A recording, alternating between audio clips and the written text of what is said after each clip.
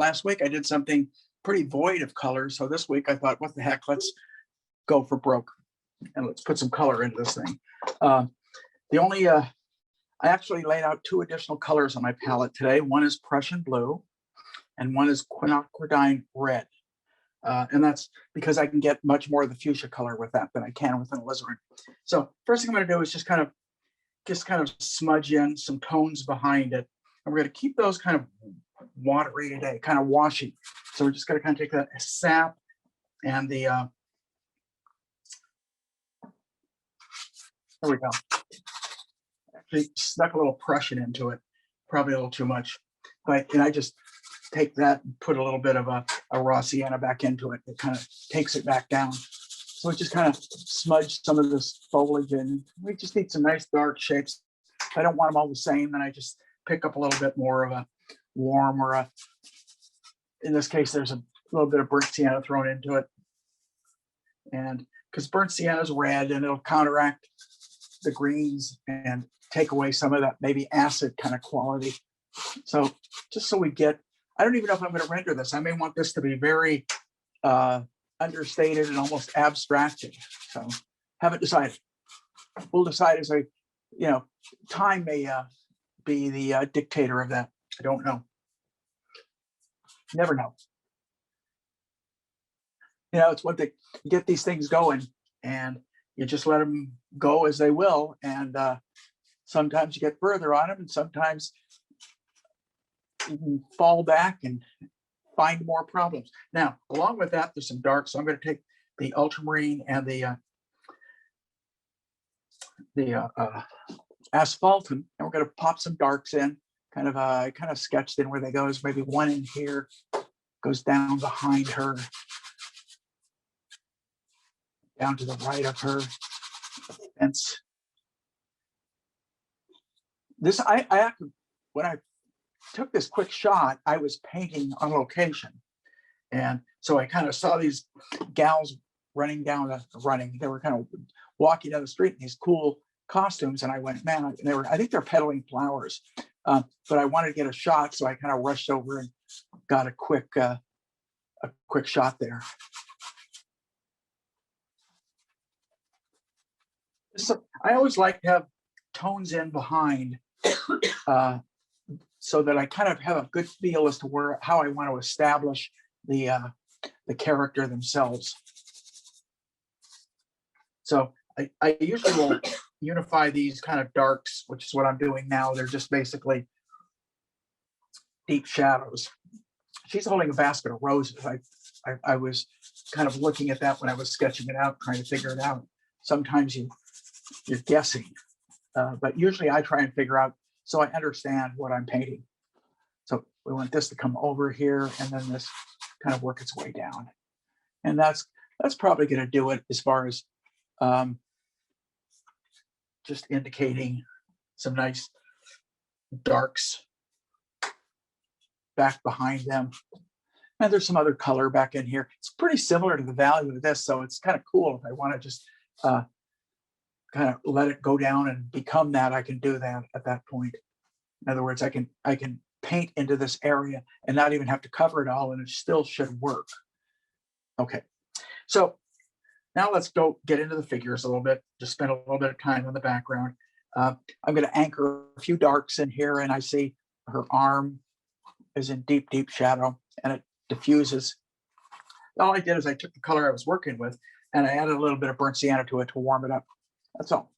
So it's very close to the same color and value that I was just dealing with. So hand down here, a really interesting little hand that I'll try and get in as we get into a little bit more of the rendering. Now the backside of this arm will do the same thing.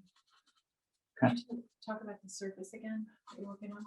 The surface is just a piece of stretched canvas, and it's a piece of stretched canvas that I took gesso and I took a little blue and a little brown together, came up with kind of a warm gray, and that's pretty much what I worked on. I don't want to work on a real colorful because I want them to be colorful. So I definitely don't want the surface that I'm working on to be extremely colorful. Sometimes on dull paintings, I might want to work on a real colorful type surface, but generally not where the paintings themselves are going to have a lot of color in them. So we're going to keep looking. I'm going to keep looking. Go back with my, and I see nice little shadow on her neck, right on her neck.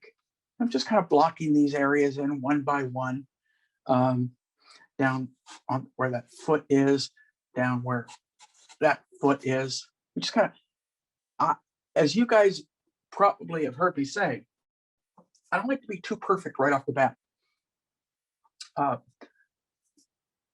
Like to be a little bit vague so that I give myself the opportunity to perfect as I move more towards completion. That's where I really want. You know, it doesn't really matter if your beginning is really not really great. It does if your ending is not really great. So it's in the beginning, very often I'll be a lot freer.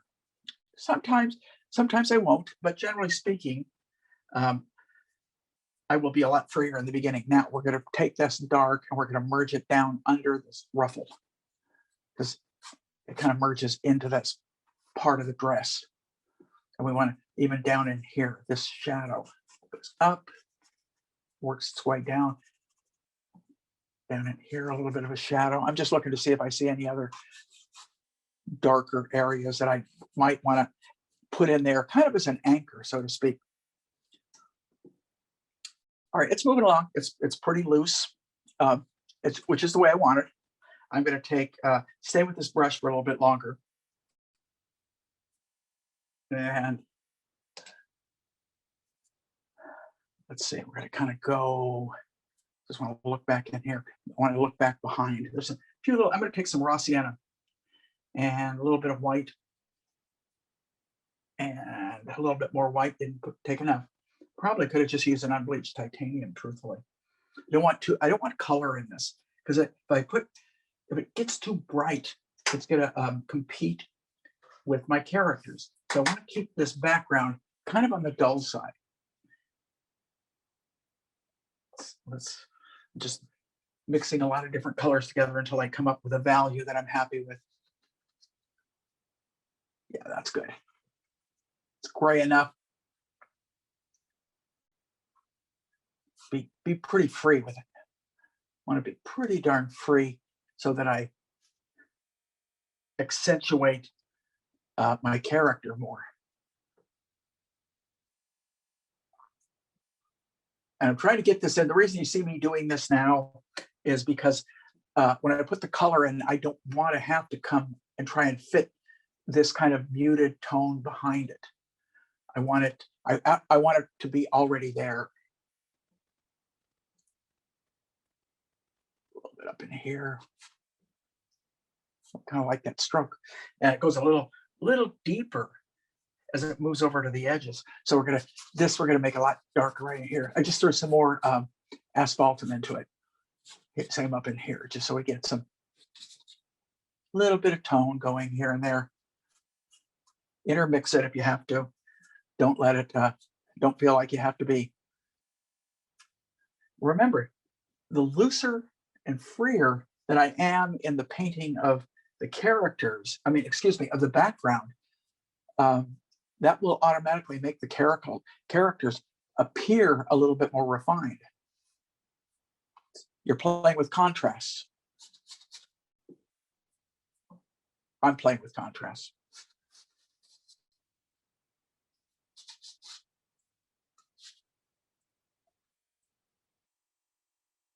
Don't want to paint too much in here. Put a few little spots here and there and leave it alone. I want that to be vague. Now, let's go in and start to work on some of the color. Okay, I think I had enough of the background there. Let's start with this white part of the turban she's got. So we're going to take white. We're going to take a little bit of ultramarine because it's white in shadow, influenced by the sky. And I don't want it to be really blue. I want it to be influenced by blue. So I still have a lot of residue. We'll see what this looks like. It's too strong and it's not dark enough. So what I do, I threw more ultramarine and I threw more asphaltum into it. And that feels a little bit better. I still think I want a little darker. Let's try it one more time. Okay. And as it moves down, we'll get a little darker right in here. All I did to get a little darker is mixed a little bit of asphaltum in. The asphaltum warms up and kind of counters the intensity of the blue. So if you don't want your blue to really pop and be too intense, that's where you use your asphaltum. Now the values with the background are too darn close. So I just I darkened it. And I'm going to just I'm going to move a little bit on that edge. Oh, I don't like that because it's too blue. So I just threw a little bit of burnt sienna into the blue. There we go. That feels a little better. Okay. Now, do I see any more whites like that? No, I don't. I don't. So answer my own question. I often do that in my studio. I'll ask myself a question and then answer it. So that's kind of the artist talking to himself syndrome. What's a syndrome? Which is pretty normal. All right. That beautiful, rich skin tone, which is warm, has a lot of warmth in it. Boy, I'm pretty close right there. I'm going to warm it up a little bit more just by bringing a little bit of a cat orange light into it, which I have laid out. And we'll go right there, here. Nice, rich, beautiful color. And it reddens as it goes to the right and darkens. So I just threw more burnt sienna into that color. Right there. And a little bit on the neck up here. Right there. A little bit on her hand, which is holding her arm. Her hand is going to be right here. I don't want it quite that dark. A little bit lighter. It has a little bit more sun on it. So we'll just kind of indicate, we'll get the tones going. Same with this side of this arm.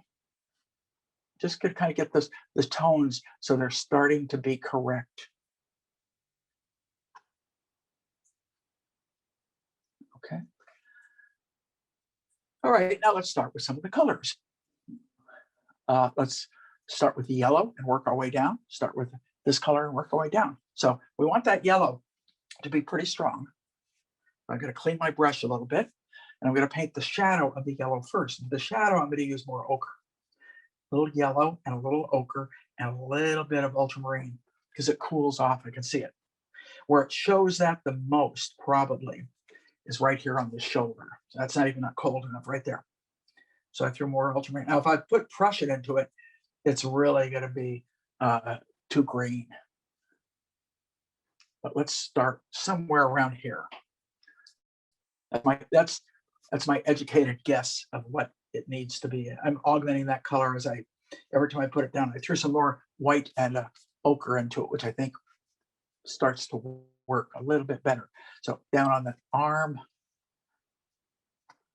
down kind of in here. I'm looking for where else do I see a similar color like that? Down kind of in here, a little darker maybe. Let's try that. That's okay. Not a lot of green kind of colors in here that I see. I do see it get kind of green and kind of dark. So I actually threw some Prussian and some there. Ooh, that's kind of interesting, huh? Let's see if that works.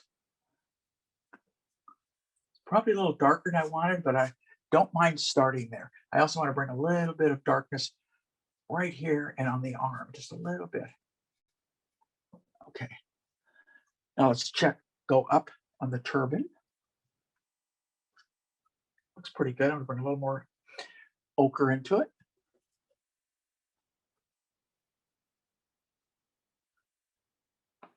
Okay, that looks pretty good. Let's bring it down in here. Here. Now, the underside of the arm gets a lot of bounce light. So I'm just taking a lot of, excuse me, a lot of, I'm trying to figure out the color, burnt sienna. And I'm just bringing some burnt sienna into the same color. Right there, down. And then on the elbow, even a little darker. So, but it's still pretty warm. So we're going to hit that. So smear it out. A little bit more warmth there. And I want to go a little darker as it goes into shadow. So we're going to, nope, went too dark too fast. That feels better. And by using the brush this way, I'm actually blending. I'm actually getting a little bit of a blend. So from that, we're going to move to some of the other yellows. Since I've got this yellow mixed up, but it's not quite as green in these other areas. So we want to go with kind of the medium darks. And that's what we're shooting for right here on the ruffles.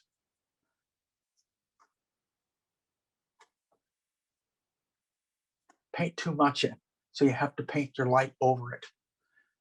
That's just speaking out loud of the way I'm thinking.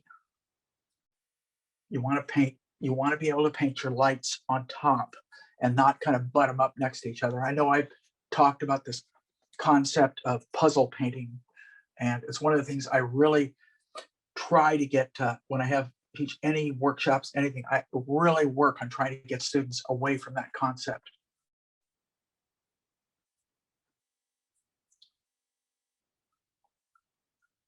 Now, as always, you can find artists that use that concept and do it beautifully, but it comes from a lot of understanding, a lot of experience, and knowing where their piece is headed.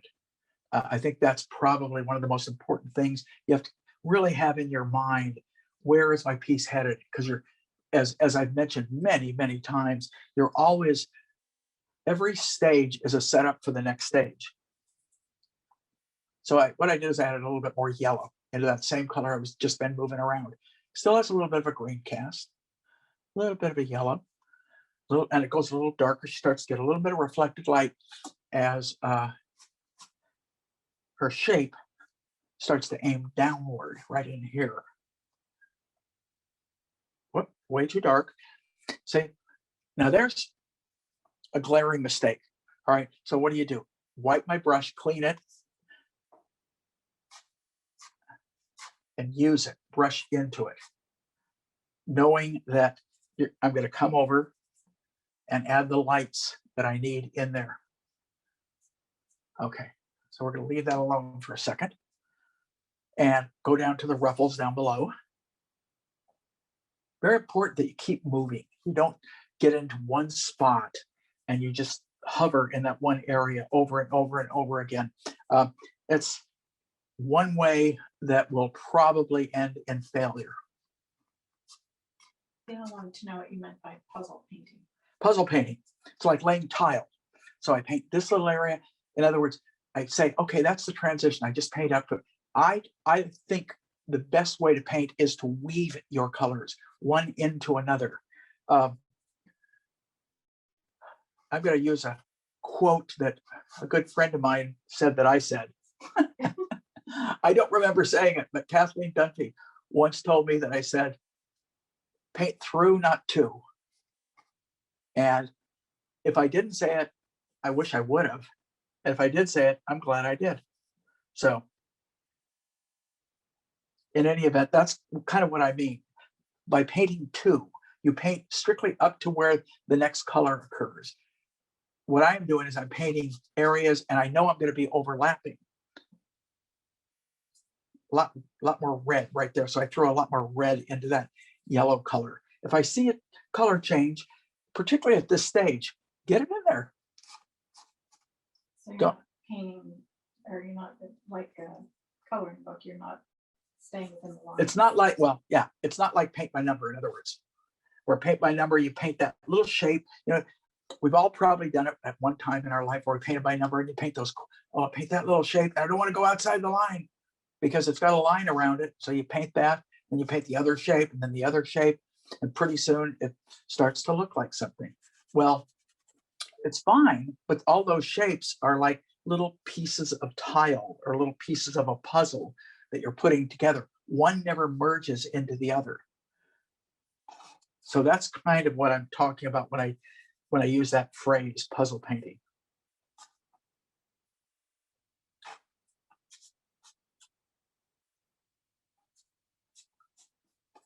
I just see some other cool little, whoop, that got a little too cold. You know, make those little mistakes. They go a little too cold or a little too hot. Don't worry about it too much if it's a little, because sometimes those little accidents will really add a lot of interest and character to your painting. So there's the shadow part, with the exception reddish color, which is kind of reddish purple. I'm going to get that in there in a second. Still with the same brush. All right, let's go with that. I'm going to go with just a alizarin instead of quinacridine. White. That's going to give me a kind of a brilliant pink. Kind of a really cold, brilliant pink right about there. Just those two colors. That's it. So we're going to just kind of block that in. A little bit more, a little bit darker down here. Not quite as, just a little bit deeper. And it goes darker as it goes into shadow, just like this. So we just add a little bit of brown, and there we go. Leave it alone and move it up here where we see a little bit, there's a little more red there. So I just grabbed a little red mixed in with the color I was using, and we'll put that in right there. It's got other colors on it, which you can probably, and I've done these things, these demos before. People go, where do you put those other colors in? And all I can say is, wait, just wait. They'll go in when it's right. Okay. So now we're going to leave this alone. Even though I haven't put any of the brights on here, I'm going to leave it alone. Then I'm going to go to this outfit just because I want to give them equal time. So again, same with my alizarin. It's pretty red. The shadows are pretty red, but they're not that hot red. Probably a little darker, a little bit more alizarin. So alizarin and white is almost the two colors together I'm using. Now this is going to work fine for this, but it's not going to work for up here because it's a darker color.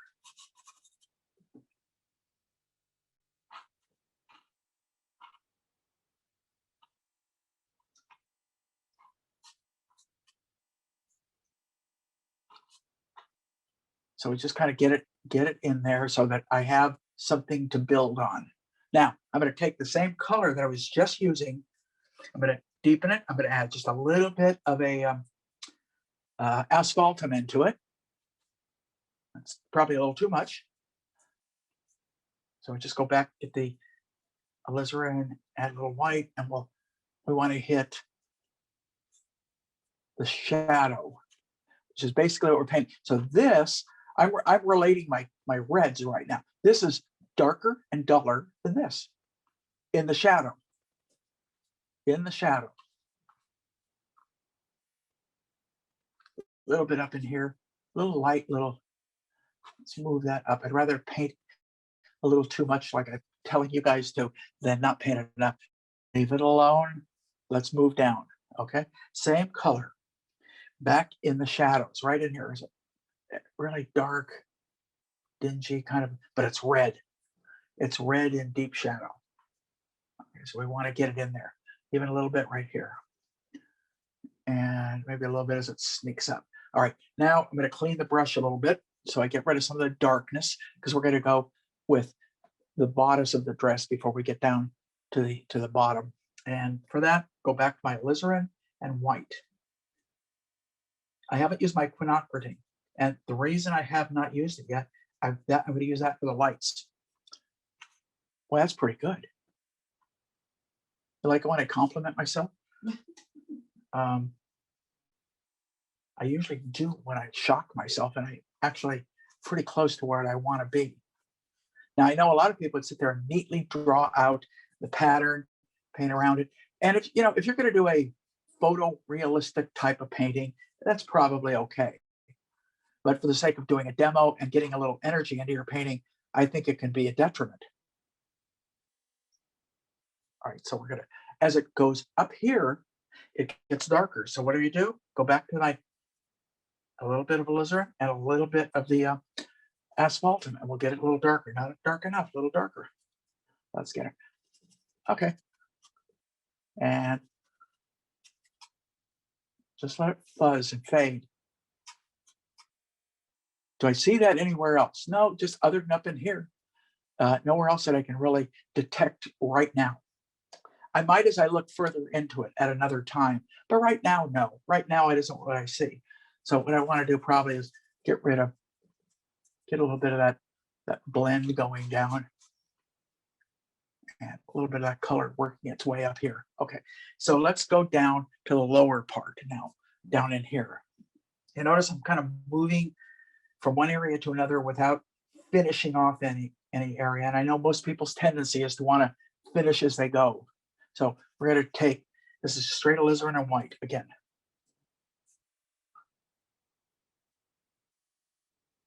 And there's some duller colors in there when I really look carefully, right in here, down here. And I'm just picking up a little bit of the dirt that I have in other areas for these darker colors. I can see it get darker right here. So it goes behind this purse, which I think is kind of neat because the purse is almost a similar kind of color, which is really kind of cool, I think.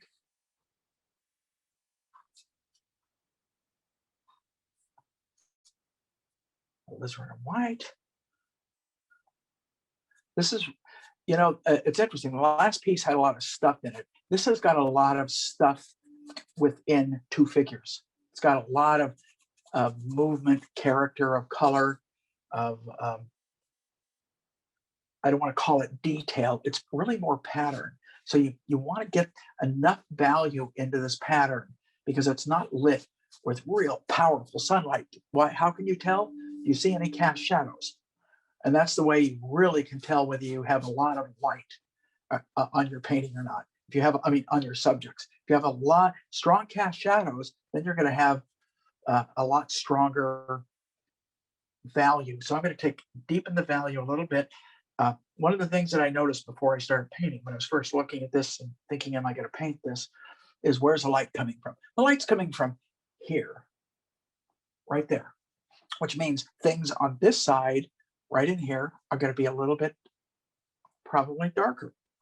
So I'm looking, I understand it now, and once you understand it, and if you look for it, you can add it in. So you start to hit a little darker here, a little darker right under each ruffle, just a little bit here and there. It's not really obvious. Okay, so we got a little bit of that character going on. Let's get that purse in there. We're going to take the alizarin. We're going to take the asphaltum. It's darker. Maybe a little bit of a red and burnt sienna into that color. We're going to paint the shadow of it. Probably too dark. So I threw some more red. There we go. That feels better. Into it, goes up here. All right, now let's leave it alone for a little bit. I do want to do one thing that I want to get that area right there, which I didn't get before. And she's got a really beautiful dark. So we kind of have the lights laid in. Let's see, I got the hand in. I didn't get this in. Let's put some lights in. I'm going to keep that brush and switch over to a number 8 filbert that I have here. And what I'm going to do is start to lay in some of the lights. And it should start to take, before we get patterning, we want to get the light. So I'm going to start with the yellow, just as I did. I have pure yellow, and I think this is yellow Hansa, if I'm not mistaken. I'm going to add a little bit of white and a little bit of Naples, and we're going to see what it looks like. It's a little more powerful than I wanted. So I'm bringing some more, a little bit more ochre into it. It has a greener cast, but I'm brightening it up a lot more.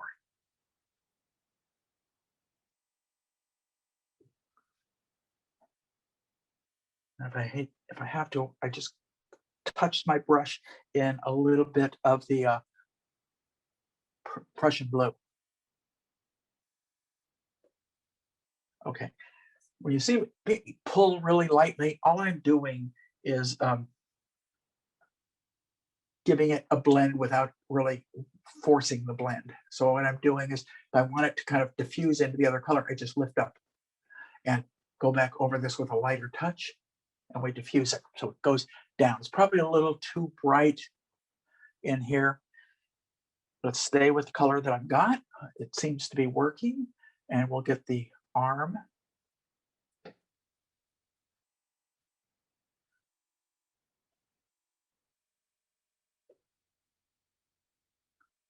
And then the diffusion. So it's not hard edged.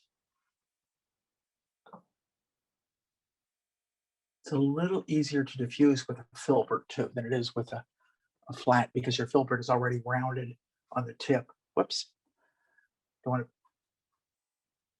deposit that color. And now we'll get the ruffle that comes up over her shoulder down. And I missed some tone. So I'm going to grab a smaller brush and go back to kind of that earlier yet kind of gray-green yellow I was using right in here. Just because I missed the spot. This is why, and that just had to do with the fact I was painting fast.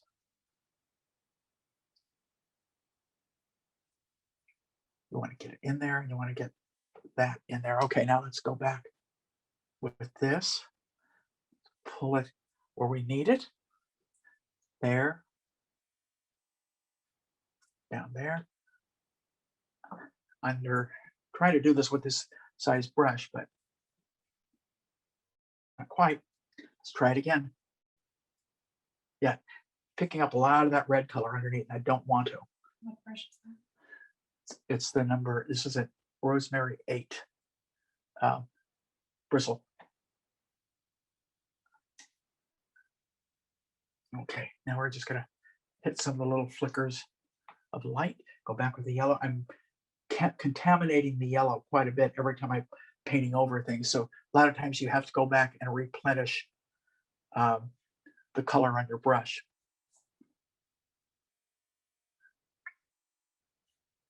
Some of these I want barely to stand out. So it's really kind of nice that I have a tone down there because then I can kind of come in.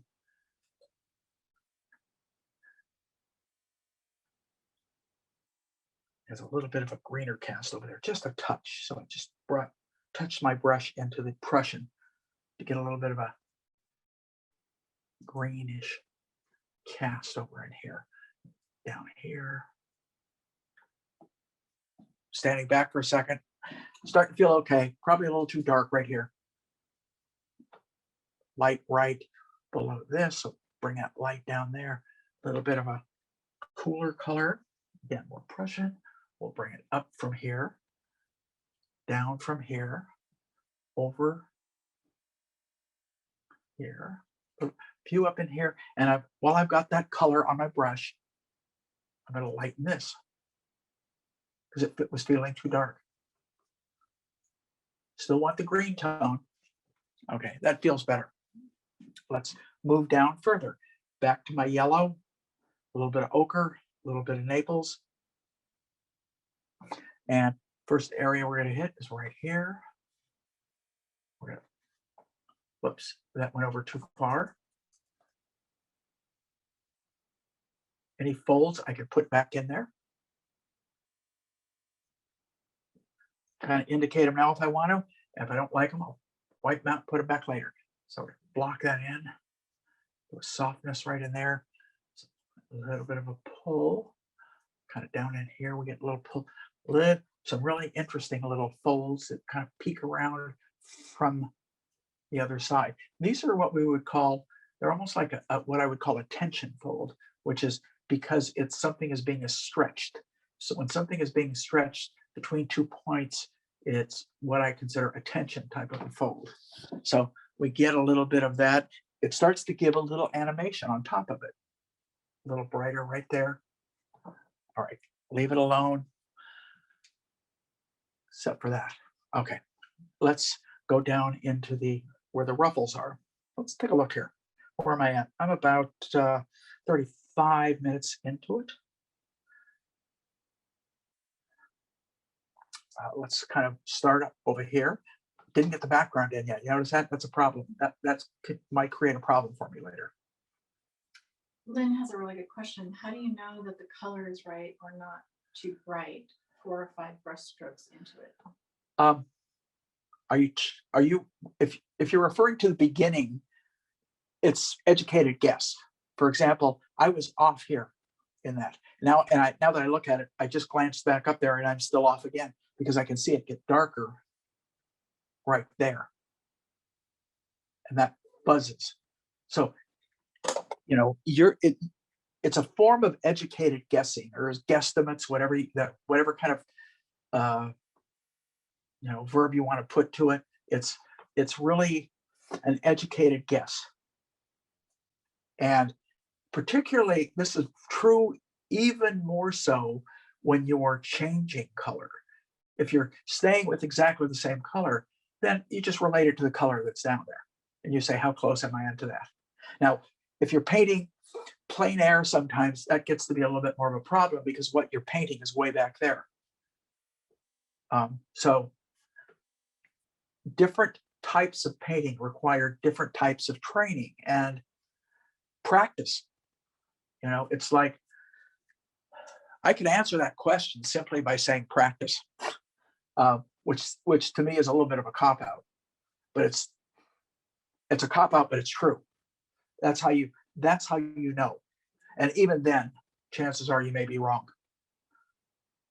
And that's why I'm going to go back to something I said right from the outset. Whenever I first started doing these, I think the first day I ever started doing these, I said this, and that is, paint like you know what you're doing, but assume you're wrong. That's what I'm doing. There are things I can see right now that aren't right, that are still, they're off. I'm leaving them alone because, number one, if I go back and fuss at them and make them too perfect, I'll never get it done, for one reason. And I know I've mentioned many a time that I'm approaching this much the same as if I were painting outside in plein air, which is one of the more fun things to do, literally. Just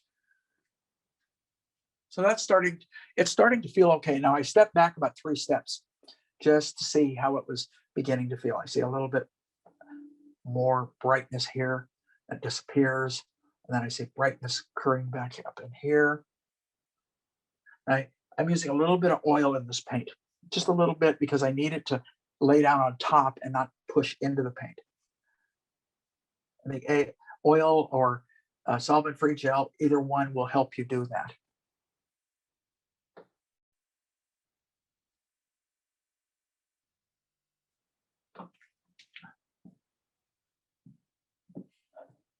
You can see how long this could take if I sat there and tried to put every little fold exactly where it is in the reference. What I try and do is get the rhythm of what I see.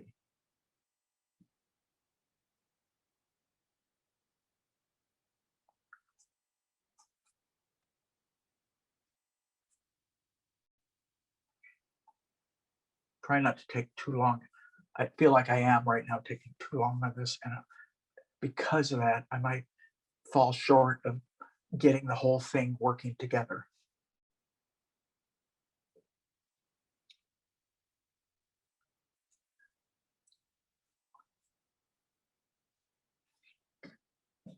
We're going to leave it alone. Don't have time to fuss with it. We're going to go into the other one, and we're going to do the same thing, dealing with reds, except this time I've kind of cleaned my brush, same brush, quinacridone red and white. And it's going to give me a different kind of a red. And I think I might even throw a little cad orange. Oh yeah, look, wow. Want to see a cool color? It might be wrong. I'm not too far off, truthfully. I'm a little off, but not too far off, I think. I think a little bit more white would help. Okay, so here's what we're going to do. We're going to start with these up in here, pull it down, pull some little strokes down, get the busyness that's right in here. There's a lot of little folds. Then there's one that pulls this way, a little bit on the shoulder, not too much light over here. Down here, get a little bit of a fold, a little bit in here. Remember, the light is really stronger on that side. A little bit in the ruffle behind, but not much. A little busyness right in here. So you're just using the tip of that brush. A little bit here on top. And I'm going to add more quinacridone red, make it darker. We're going to go up here. Yep, I think that's about right. I'm going to go right up, and we're going to hit.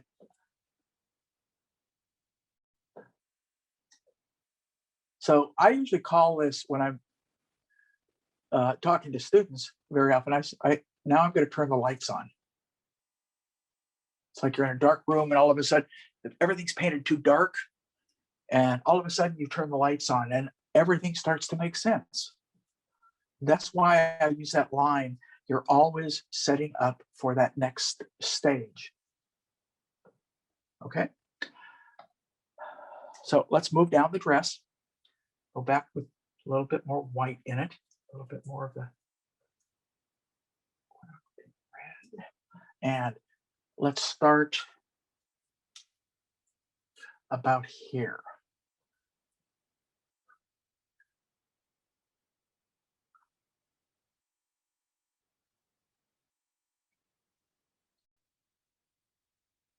Don't paint one direction. Use your brush, let it go other directions. So we've illuminated it, started to illuminate this area right in here. Okay.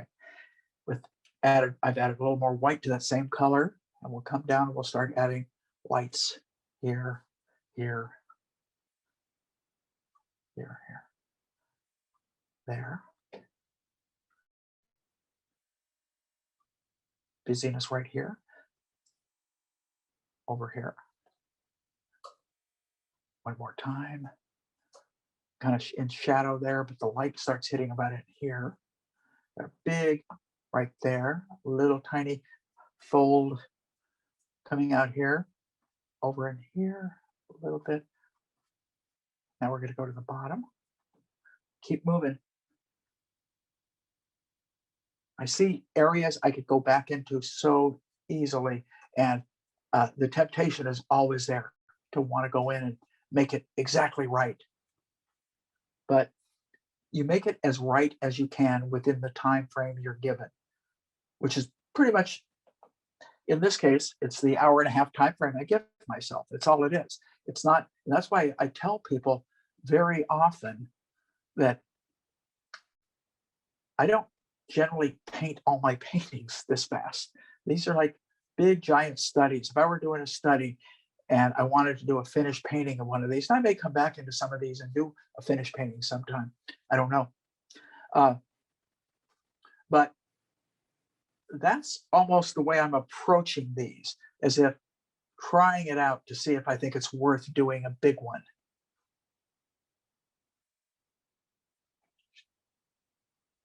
A little bit lighter right there. Okay. So we started to get kind of that movement of color. Want to get the purse in. I haven't hit the white on the ruffles, any of that detailing, but let's get the purse right away. The purse has a lot more red in it. So I've actually added more red to that color, and probably about there. And up over the arm, which is about, trying to figure it out. It's interesting because I had it sketched in, but I kind of obliterated it when I painted it. And there's that little green, which I kind of like. There's a dark on the bottom. So I'm basically using come on, it's going too green on me. I dipped my brush in green back some, but let's get that dark of that bottom of that purse right there. Okay, now there's darks in there, darks up in here. So a little bit of light behind that hand, which I didn't get when I laid that background in, which is from a beam that comes down from there.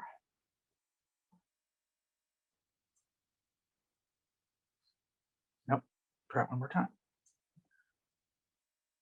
That's better. Better value. Again, I'm not trying to be too accurate here. I'm just trying to give a decent feeling of that background without making it too refined or finished.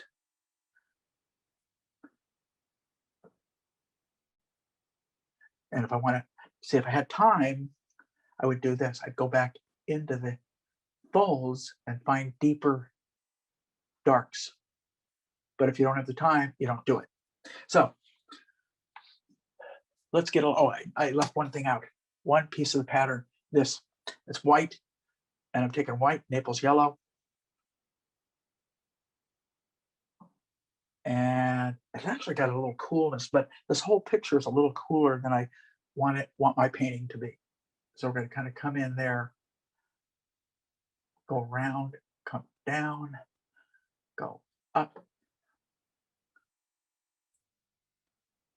get that bottom of that there as it goes over. So now we've got the indication. Oh, there's a little bit right up in here too. Right there. Okay. So we've kind of indicated it. Let's get some of the pattern in. I'm looking at my time. We're going to try get some of the darks in first.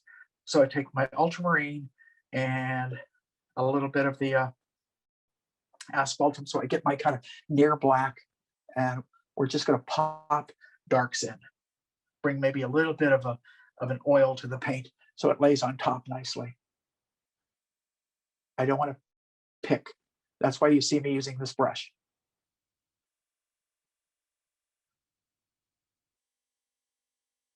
I can use this brush and get big strokes and little strokes.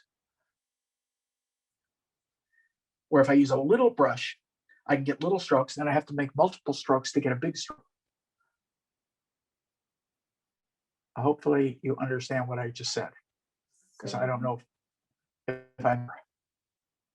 Can you repeat that?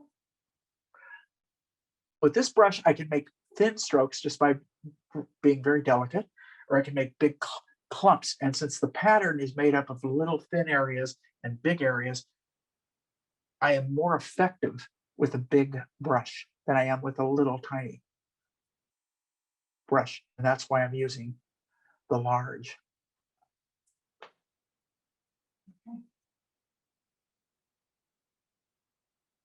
Okay. Now, any other, it's a little bit of a black. It's not quite black. So I just took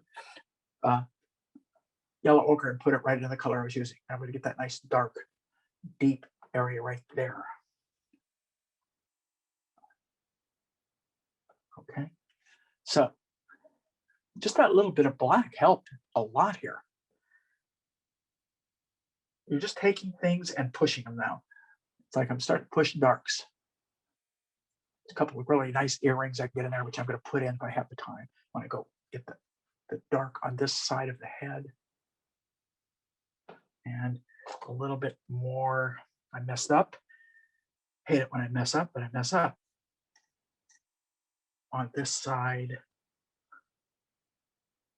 of the turban. There we go. Okay. With the same kind of a dark, once again, let's start looking. Dark. All right, I see a little bit of a dark, it has a little warmth into it, so I just mixed it in with a little red. We're going to put the snap there. We're going to put this nice dark snap right there. That's too strong, but I'm going to leave it there for now. I have to.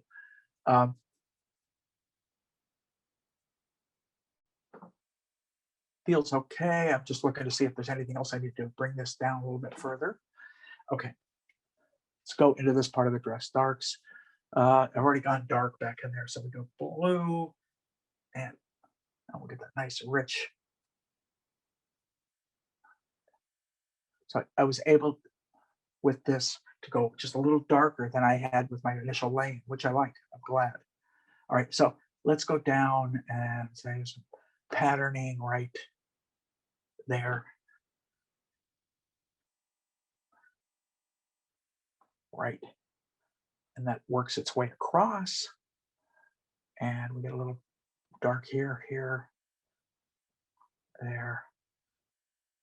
Goes up. Dark right there. Dark right.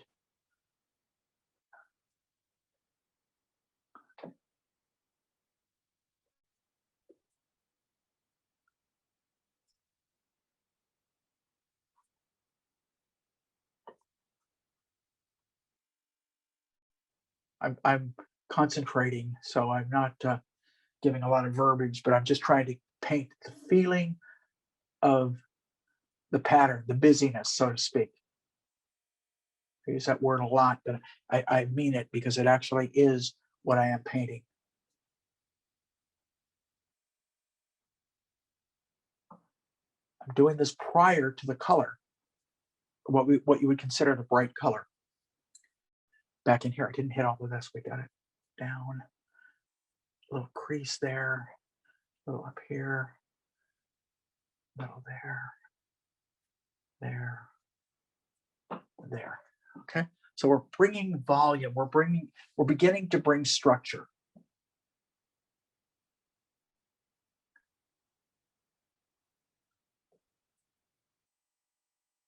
Down, see down here. Okay, down a little bit on the side. I'm just trying to see if there's any areas I'm missing. Get this, get the darks back in here so I can put the roses back on top. The basket is just getting lost into the background. Her hand is right here, so I'm going to eventually want to hit that a lot better than it is now. Now I want to pick up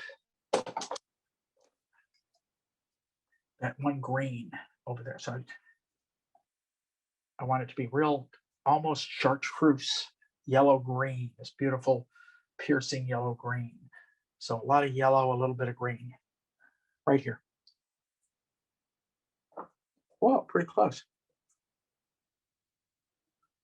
Crap, surprised me. Let's start to set that basket up. There's a dark right here. It's, whoop, I had too much turp on that. And a little dark up in here. This is good. She's got, looks like she's got a purse or something hanging from her, which comes down about here, breaks that line, which I kind of like. All right, let's start to put some of the ruffles in. Clarifying that hand a little bit, clarify that hand a little bit. Oh, yeah, there are blacks up in here. You didn't see me put them in. There's a reason for that, because the blacks are sitting in the middle of kind of an orange. So we're going to take the orange, white, it's dull. So I'm mixing a little bit of a brown with it. Let's test it. Not dark enough. Burnt sienna. Try that. Let's try it again. One there. Doesn't matter. I'm making them too big.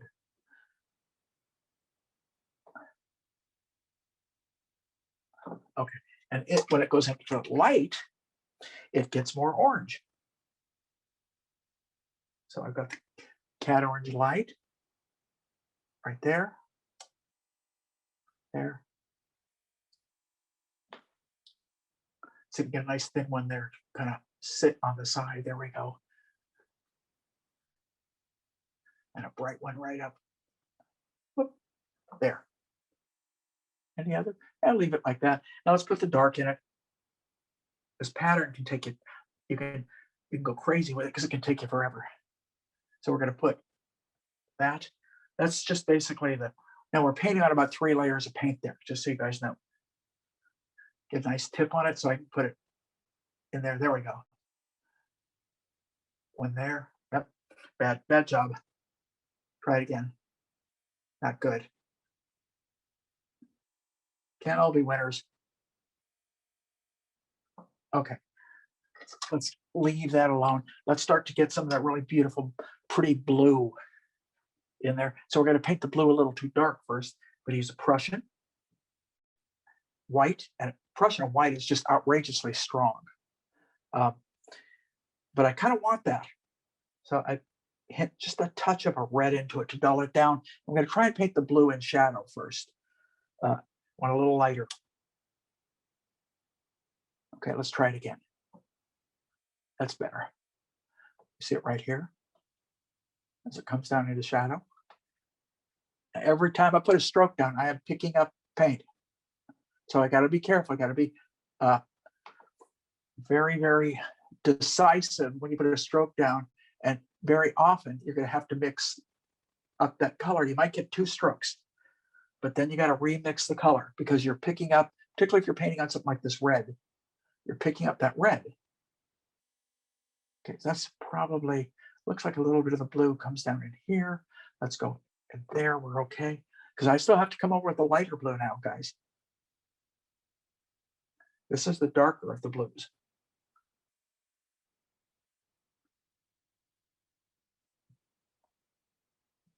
Let's try it again. Doesn't matter if the pattern is 100% accurate. It needs to feel complete. A little bit back in shadow. Just step back for a second to see how it's starting to shape up. little tiny spots of blue right in here, a little darker too. I could probably throw a little ultramarine into that. Get a few little flickers of darker blue. But the other thing is every time I'm putting my brush down, I'm picking up other colors. So it is getting darker whether I want it to or not. Now we're going to put the shadow of that flower in there. I want to put the light side in. A little bit of blue back in this. Maybe a little bit in here. But remember, it's getting real. And right in here, we got a little bit of blue there. Okay. Let's put the lighter blue. White. Prussian. Prussian is like the closest thing I think of is some people know what phthalo blue is like. Prussian's a little bit like phthalo, where it looks like it's almost black. Now, if this is just Prussian or white, right? We're gonna hit a little bit there. We're gonna hit a little bit right there.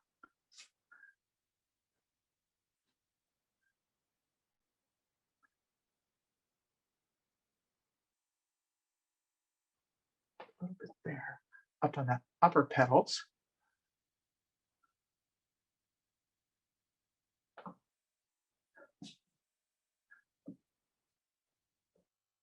That's pretty much it as far as the blues that I see. Now she has a duller, darker, kind of semi-blue over here.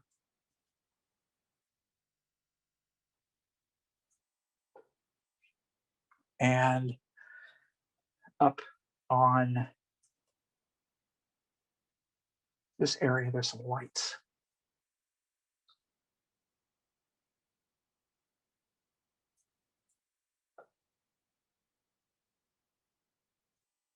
And similar in here. And I'm just using the unbleached titanium mixed in with whatever I have on my brush to get that kind of light characters. There's kind of a couple of yellow flowers, right? Let's get them in there.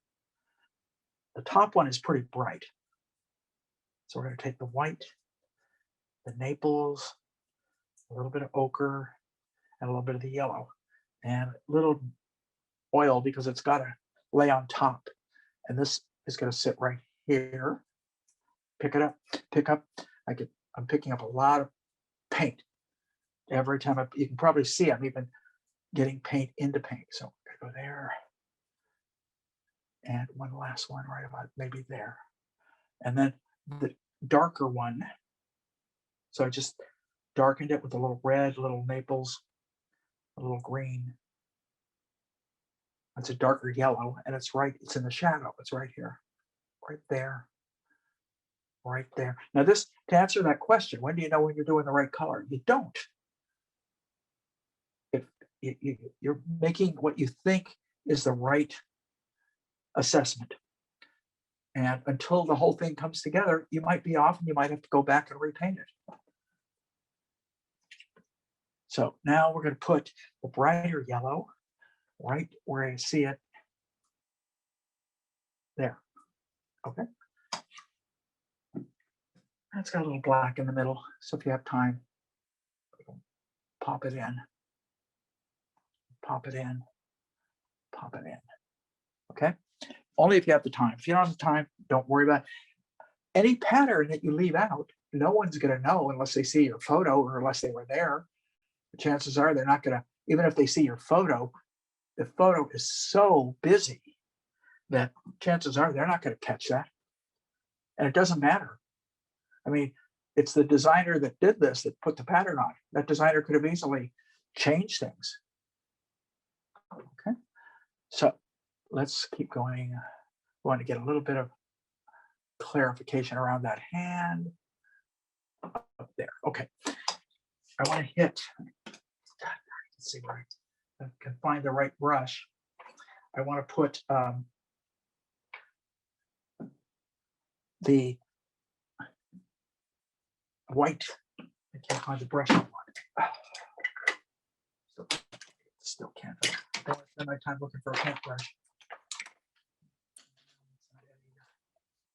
Oh well, I'm out of luck. I'm just gonna have to use whatever I can get my hands on. Use this one. All right, we're gonna take white, a little bit of ultramarine, because it's white in shadow. And we're going to start right here. 1. It's not dark enough. Again, answer your question. How do you know when the color is right? You put it down. If it feels wrong, change it. Again, nope. This isn't the brush I wanted, so it's still not getting clean color. There we go. There's so much wet paint here. A little bit more ultramarine and a little bit more white. This is where sometimes I'll get really thick. Let's do it again.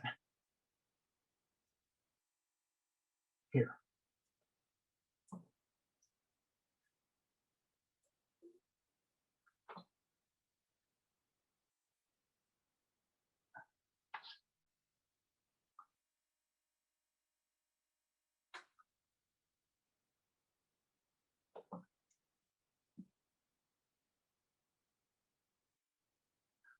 Let's get the upper.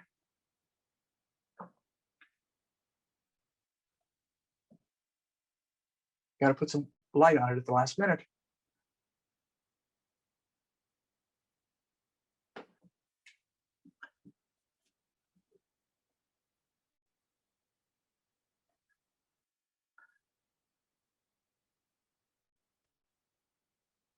And down below, more ultramarine, more white.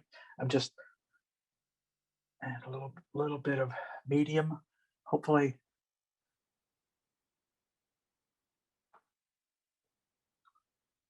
don't like this brush, but it's the only one I could find. What are you looking for? A long handled version of this that has a much nicer tip on it. But let's keep going.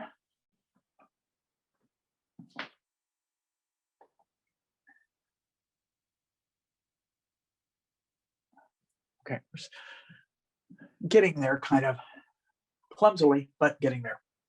All right, because we got a lot of this stuff to deal with. We got it right in here. Got to get more white on it. Let's do it again. It comes up around. It comes right up there, and it's got a little bit of piece right in there, and it comes down.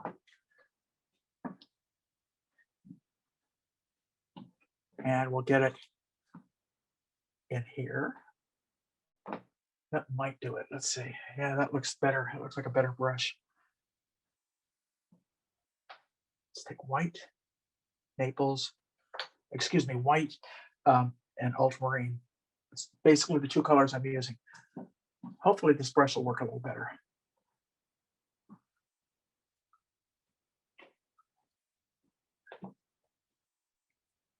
And it comes down there.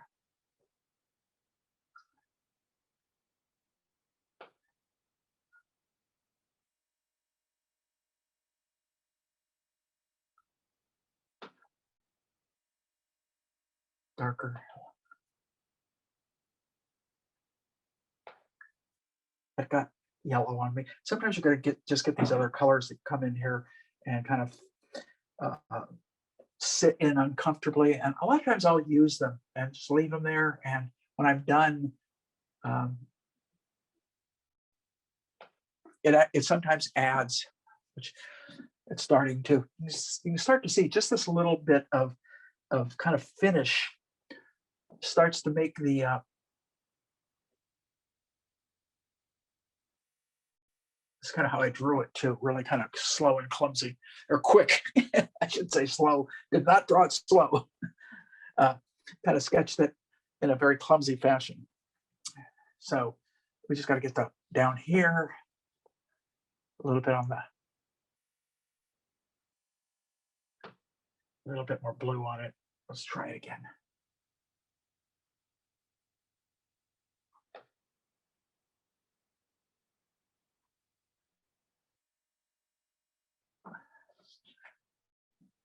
Okay. Let's keep going. Keep that blue and white moving. Let's try it again right here. I like to try and get it all in one shot if I can without having to reload my brush. But the paint that I'm painting on is so very wet that it's pretty hard to do that.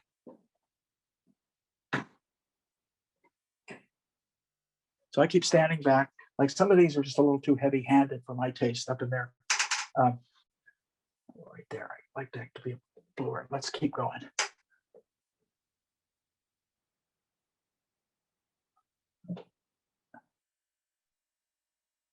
Because I still have to put lights on this.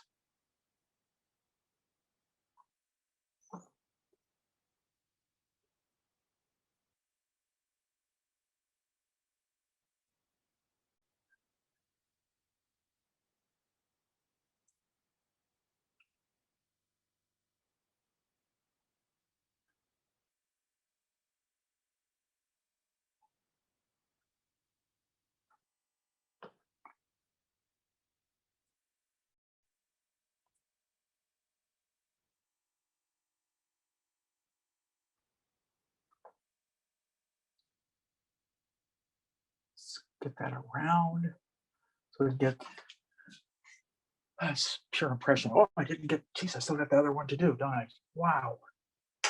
Didn't realize was that much going on. Okay, let's get this one down. Let's see if we can get it done in a couple minutes. The light was going to happen right there. It's thicker on this, so I can, makes it a little easier. Should have just made it thick on the other one too. That's one. Let's get two in there.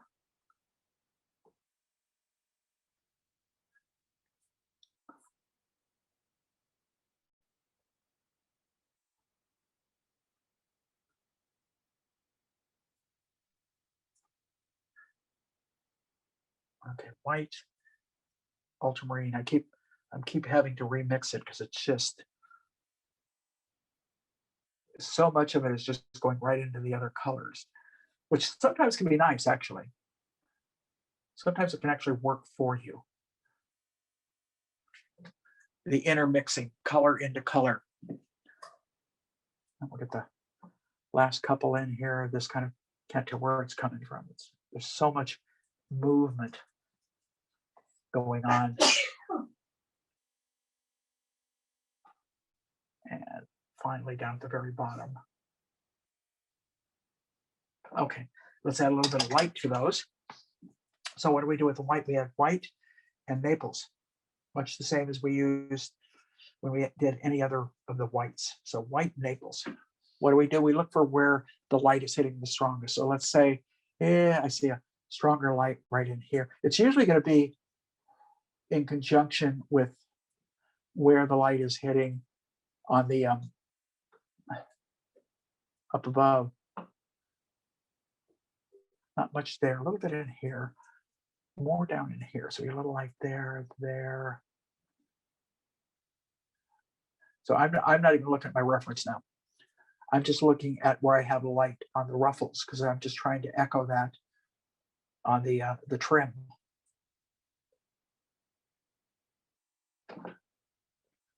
It's working. Not great, but it's working. I want it to work great. You know what? Tough.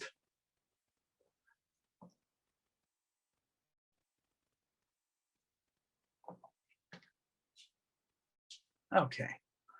So it's shaping up. Now let's get the flowers, the background, and then anything I can do to tighten them up and finish off there. Let's finish off the hand a little bit first. Just mix up kind of that nice warm flesh tone using a lot of ochre. I already have a lot of reds down on my palette, so if I just throw some ochre into it, I should be able to come pretty close. It's a little bit on the red side. Just mix a little cool back into that. I've got enough cools on my palette too. That's thumb, index finger, and it goes up, and then it diffuses. Pretty good. It's okay. That reads as a very quickly indicated hand a lot better than I thought it would. Down in here,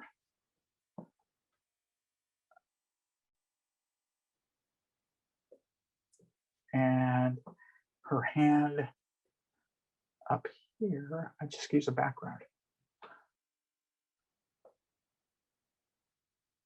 to define the shape of that finger a little bit more.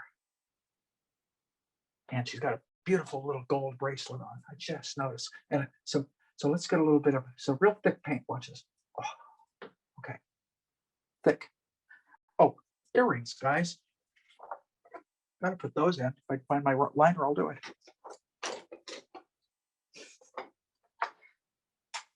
It was here. I actually had my liner up here when I was sketching. It's not here now. Oh well. So what I'm going to do is work in other areas. First, let's get that basket. Okay, there. And the dark of the basket. You can use mine, but I want it. Okay. I have a much finer, thinner liner somewhere too. Yeah. There's that basket.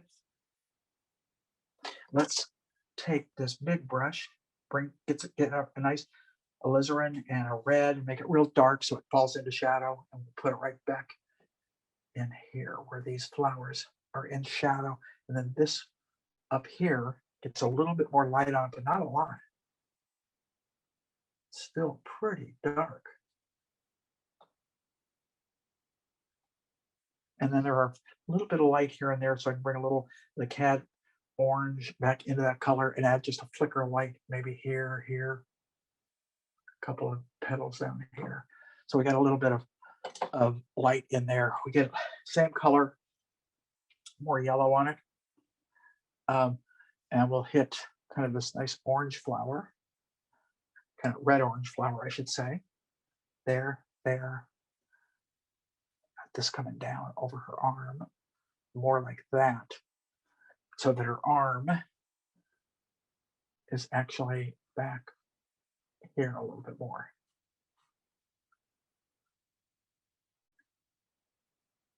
Light on the arm. Okay. And this hand comes down. I'm going to use a little bit. The arm comes down and the hand starts to pop out right about here. A little bit right there. And back of the palm, little finger. Just get a little bit in there. A little bit. I'm going to throw a little bit of reflected light into that arm. She actually has a red bracelet on back here, so that might help too. Just pop a little red color back in there. With this liner, I'm going to take and mix a nice dark warm color with a lot of terp, and we're going to kind of sketch in that earring. And we're going to sketch in, if I can rest my little finger down.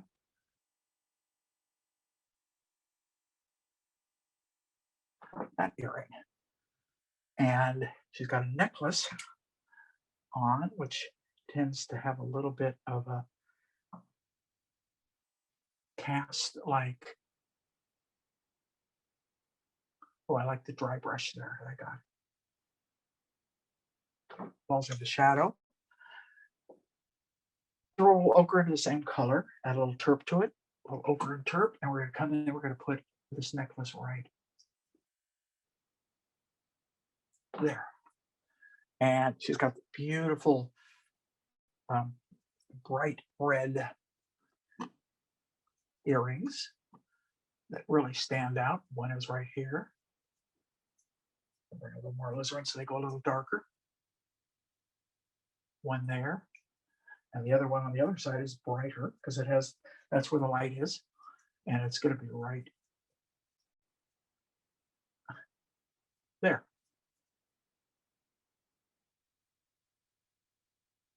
And she's got another little necklace on too. I'm not going to, and that's a red necklace and it's right there. Okay, so we're going to leave that alone. Finish up a little bit on the basket where it comes across her arm right here. Disappears. Now let's get those bright yellow, green flowers in there. Take that yellow.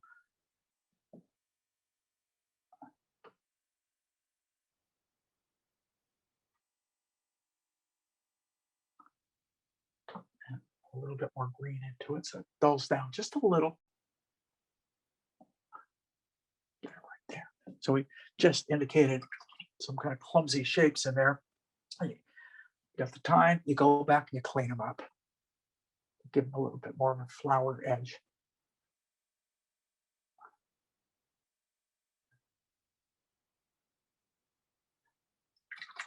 And you got a little bit of a fuchsia flower right there. I brightened it up a little too much, but it doesn't bother me.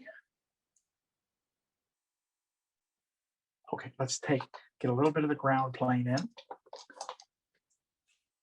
Oh, you know what I didn't do? You guys are supposed to remind me. I didn't pop lights down on here. So again, same color I was using over there, and we look and we say, where is it going to hit? It's going to hit basically the same place that is receiving the bright light in the yellow. It's hitting the same spots. It's the same light.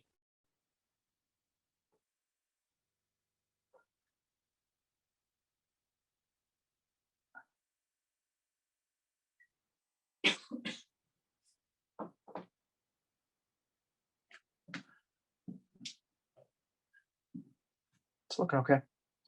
Do a little bit up here. Just to give it a little bit of shimmer.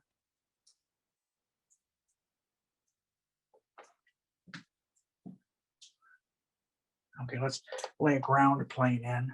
Get a ground plane in there. Go back to my original. There we go. Yeah, you wonder where the heck sometimes I'm painting so fast sometimes I wonder where the heck some of my supplies go. I feel like got someone over here sabotaging me.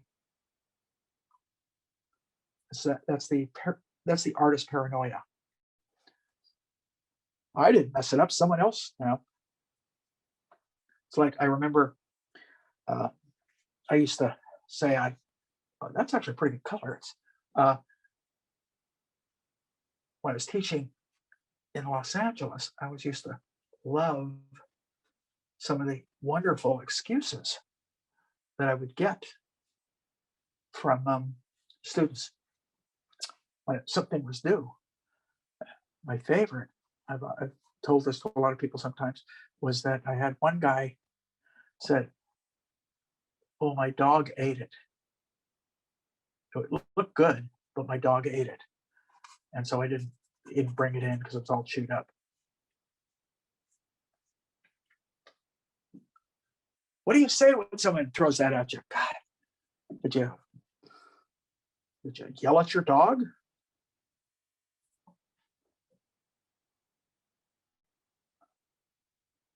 Thin that down a little bit. Okay, so you'd use this as kind of a cleanup tool. Also, I noticed something a little bit ago to it. Let's deal with it. Okay, one was around here. Didn't have it dark enough around the flowers. Didn't paint enough into it. The other, the shape of the hand could be really emphasized more. Just bring a little bit of something up there. Oh, this area. That area was, I just didn't get it done. And because it was so close to the value of the background itself that I originally had on there, it basically worked just about fine. Okay, let's continue with this ground plane. So I get rid of some of my lines if I want.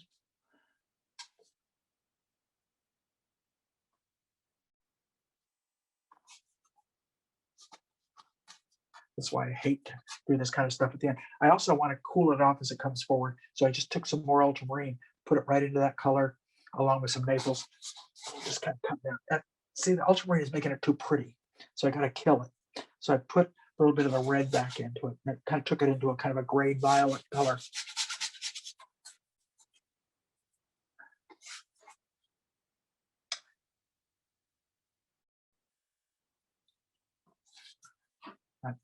Too much red. Got so much red in my brush because I was using this for a lot of other things. So I don't want that much red. I keep trying to get rid of it. I can't. It's up in the ferrule is why. So let's try some little bit of Prussian. That's better. Knew I'd get it eventually. Now I do want a little bit of a ground plane shadow. There isn't strong light, but there is a degree of shadow.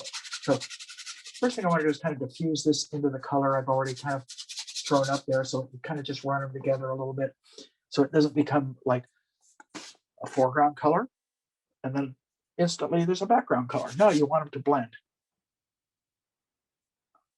So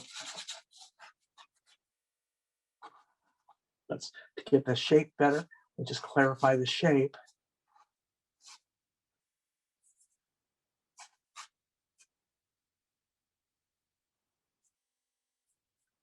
Okay. We're close to, actually, at least I'm coming close to my time. Not that I couldn't put in another 30 minutes into it, make it a heck of a lot better, but that wasn't the goal. Goal in these are basically 90-minute studies, big studies, kind of talking a little bit about process, a little bit about thought process, not just technical process, but kind of how you think about things as you paint. And so I'm talking out loud. I'm actually stating my thought process as much as I can. Occasionally I get lost and I don't even know if I know my thought process sometimes. I think something I began to realize, it's one of the things that I kind of developed that my quick studies class for, is eventually a lot of it comes down to, for lack of a better word, intuition. And intuition is pretty much how a lot of people think painters paint. But there is thought behind intuition. What happens, intuition is really a product of experience. And so it sounds like maybe somebody really knows what the heck they're doing right off the bat, but almost, I don't think any artist, I'd have to obviously talk to every artist there is out there, but I don't think any artist starts out and just nails it the first time they tackle something. I think every artist does it the first time and they're not, they maybe had fun, but they're not satisfied. And so they kept working at it and keep working at it. Eventually things start to make a little bit more sense. It's not always the case, but it does happen. So, a lot of times I like to give this little bit of perspective flair that we see. So we see it go up here, come up. I don't ever like it to be noodled. Anybody know that word? They used to use it a lot when I was a student. You're noodling too much.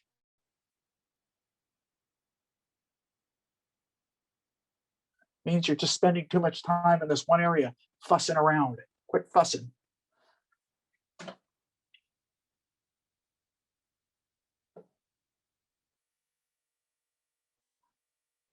Let's see what we could do. We could do one right about here. Very faint. And maybe one about here. And a few. What I do is I'll put them in and then I'll take them out. If I have time, I'll show you what I mean by that.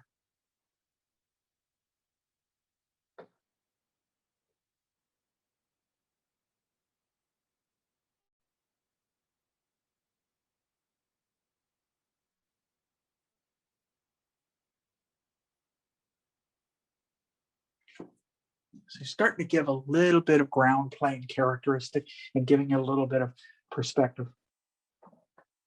I can't do it that way. Got to do it this way.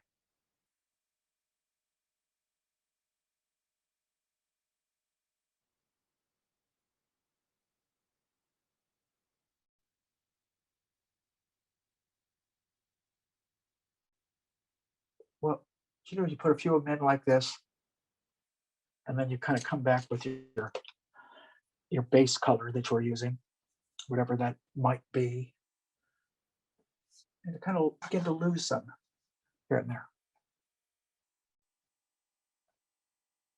So everything isn't all that neat and clean.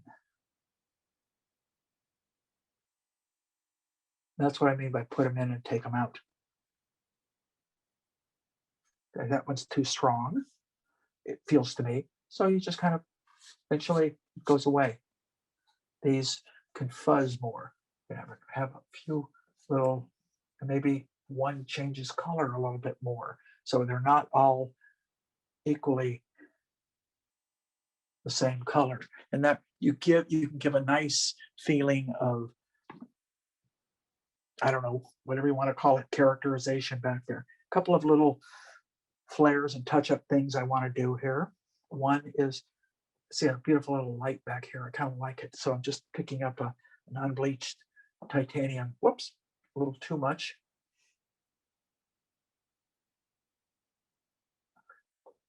We'll put that in there, maybe bring it all the way over there. And maybe at the last minute, add a little bit of definition to the foliage, but not much because I really wanted it to be kind of abstracted. So what I'm doing, just take the sap green and the maples, excuse me, the ochre together and pop in.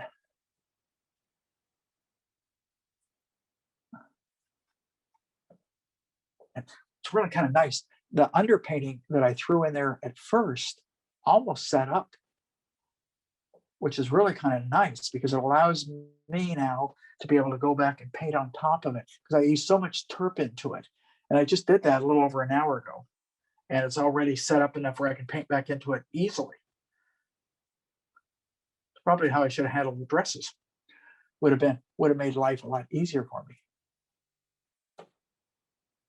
But why make things easy? You don't learn. Make things difficult and you'll learn a little bit more.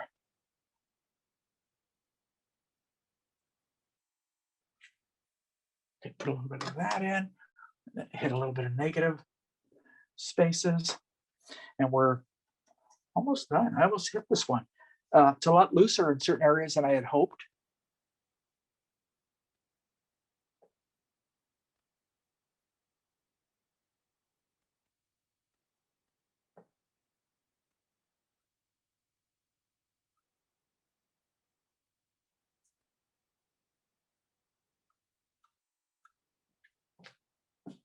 I don't like what I just did. So let me explain. So what am I doing? I'm taking brown and asphalt, and I put lights that are almost the same value. So I want to get the trees around her, the dark. I don't mind having some tree holes come through. I just didn't want them right next to her. So what had happened is I put them in the wrong spot, and I didn't like it. And you're allowed to do things you don't like. And I was telling my animal class yesterday, It felt like you had a class for movie. my class of animals. No, it's actually a really good class. But I was telling them the line that I've used over and over again: don't be afraid to make mistakes because it's only wrong if you leave it. If you're afraid to make mistakes, it's going to show with the way that you paint. It's going to look timid. Don't be timid, be bold, and then fix it when it doesn't work. So as I stand back from this, someone came up to me and said, "So you're happy with what you've done?" I went, kind of. That's kind of how I feel. It looks okay. It's I would be happy with it as a study. There's not a question, because I think it does pretty much what I was set out to do. I can see a lot of finesse stuff that I would do in a finish, and hopefully make it work even better. But literally for a study with as much stuff going on, stuff meaning patterning and detailing, it'd be nice if they were just wearing simple black costumes, and I wouldn't. There's some straps coming across their bodies. Some of you guys might see it. That's too contemporary. In other words, too much of just a purse that they threw on over their costume as they're walking. And so I have left those out for that reason. Putting a little light on that side of her shoulder because I see it. Now, all these things back in here are figures, and I didn't want to put the figures in.